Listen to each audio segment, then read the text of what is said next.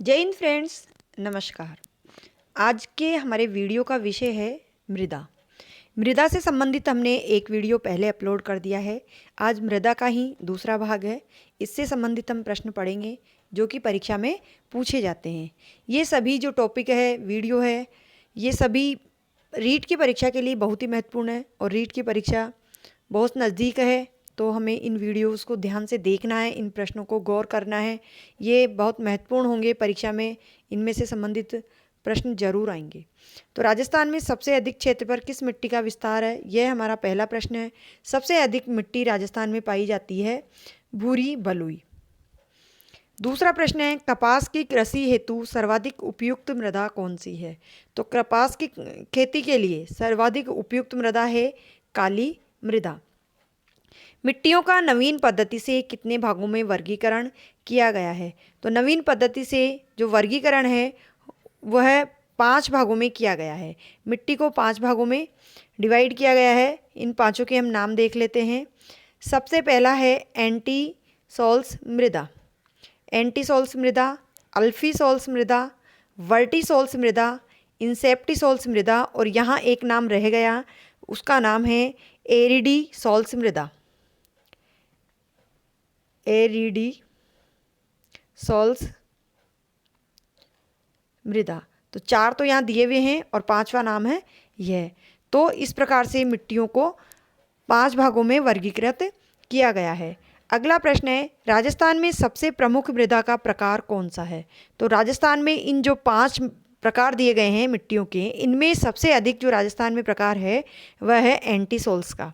Entisols प्रकार की मिट्टी राजस्थान में बहुधा पाई जाती है। मृदा अपरदन क्या है? मृदा अपरदन क्या होता है?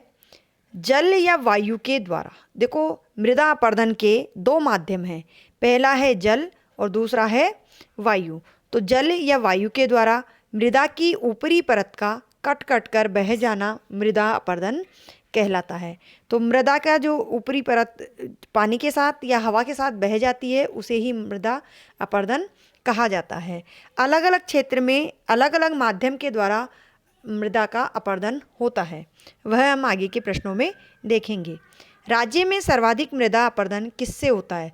तो राजस्थान में सर्वाधिक मृदा अपरदन होता है वायु से। अवनालिका अपरदन की समस्या से ग्रसित क्षेत्र कौन कौन से हैं? तो अवनालिका अपरदन की समस्या से ग्रसित क्षेत्र कौन से हैं? कोटा, बूंदी, धौलपुर, भरतपुर, जयपुर और सवाई माधोपुर जिले। इन जिलों में अवनालिका अपरदन ज़्यादा होता है, वहाँ अवनालिका अपरदन की समस्या है। तो अवनालिका अपरदन से ग्रसित होने के कारण जल द्वारा मिट्टी के कटाव से गहरी घाटियाँ बन जाती है। इन क्षेत्रों में सर्वाधिक मिट्टी का अपरदन किस माह में होता है? देखो, प्रश्न किसी भी तरह से घुमाकर पूछ लिया जाता है, तो जो अपरदन की बात की जा रही है तो प्रश्न पूछा जा सकता है कि सर्वाधिक अपरदन किस माह में होता है? जून जुलाई में। अब जून जुलाई में क्यों होता है? अगर जल के द्वारा होता है तो बारिश की वजह से होता है, और वायु के द्वारा होता है तो जब आंधियाँ चलती है। राजस्थान में जो जैसलमेर, गंगानगर ये क्षेत्र है, यहाँ पर बारिश बहुत कम होती है, तो हवा के माध्यम से ही अपरदन होता है। राजस्थान में भू संरक्षण हेतु किस वृक्ष का रोपण उपयुक्त माना जाता है? राजस्थान में भू संरक्षण हेतु, भूमि की सुरक्षा के लिए किस वृक्ष का रोपण उपयुक्त माना गया है? तो उस वृक्ष का नाम है शुभबूल। ये प्रश्न पूछा जा सकता है क्योंकि इसमें एक वृक्ष का नाम दिया गया है जो भू संरक्षण के लिए रोपित किया जाता है, उगाया जाता है। पौधों के लिए सर्वाधिक उपयुक्त मृदा का पीएच मान होना चाहिए। जो मृदा का पीएच मान होता है वो उपयुक्त क्या है, 6 या 7? राजस्थान में सर्वाधिक भूमि व्यर्थ कौन से जिले में पाई जाती है? यानी सर्वाधिक व्यर्थ भूमि कौन से जिले में पाई जाती है?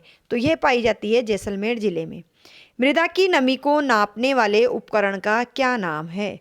तो मृदा की नमी को किस उपकरण के द्वारा नापा जाता है? उसका नाम है टेंसियोमीटर। मृदा की नमी को नापने वाले उपकरण का नाम है टेंसियोमीटर। अगला प्रश्न है, राजस्थान के पूर्वी मैदानी भाग में मिट्टी की उर्वरता बने रहने का क्या कारण है? राजस्थान के पूर्वी मैदानी भाग में सर्वाधिक मिट्टी की उर्वरता वहीं बनी रहती है। तो क्या कारण है कि पूर्वी मैदानी भाग में मिट्टी की उर्वरता बनी रहती है और अन्य जगह पर उर्वरता कम हो जाती है? अन्य जगह पर अपर्दन अधिक होता है, जबकि जो पूर्वी मैदानी भाग है वो नदियों के कारण उपजाऊ रहते हैं।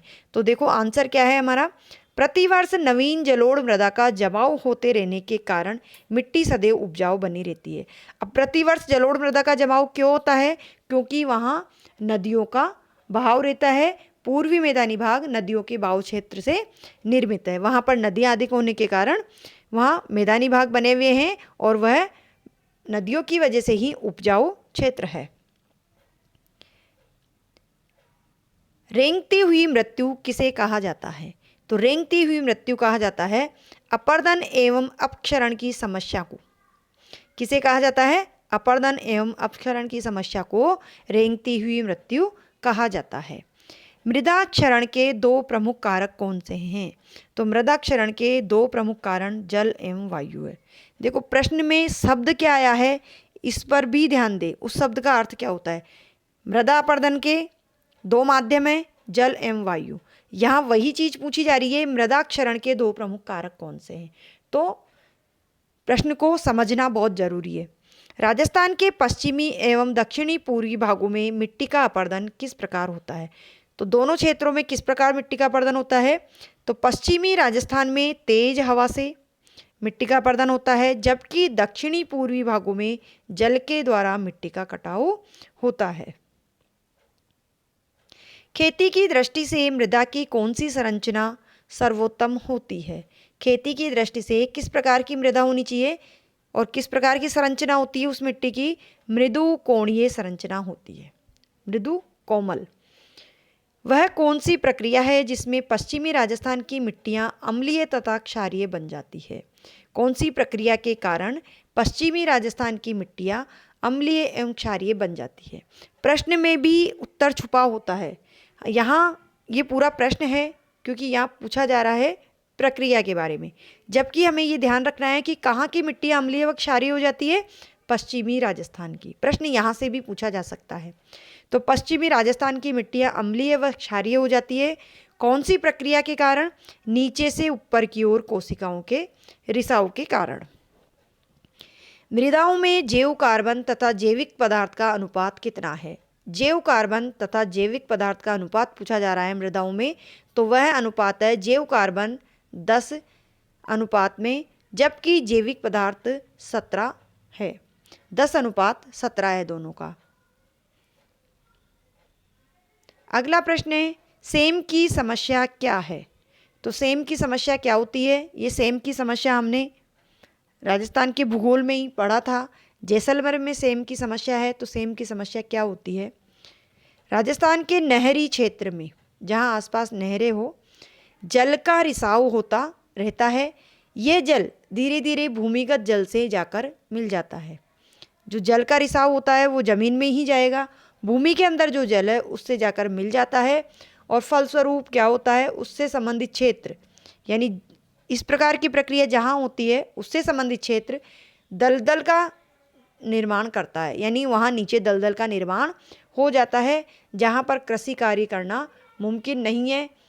इस समस्या को ही सेम की समस्या कहा जाता है। अगला और अंतिम प्रश्न है लाल, भूरी, पीली, काली इत्यादि मृदा का अलग अलग रंग होने का कारण क्या है? हमने जैसा पढ़ा मिट्टियों के रंग के अनुसार, लाल मिट्टी, भूरी मिट्टी, पीली मिट्टी, काली मिट्टी, तो इनका इस प्रकार का रंग होने का क्या कारण है?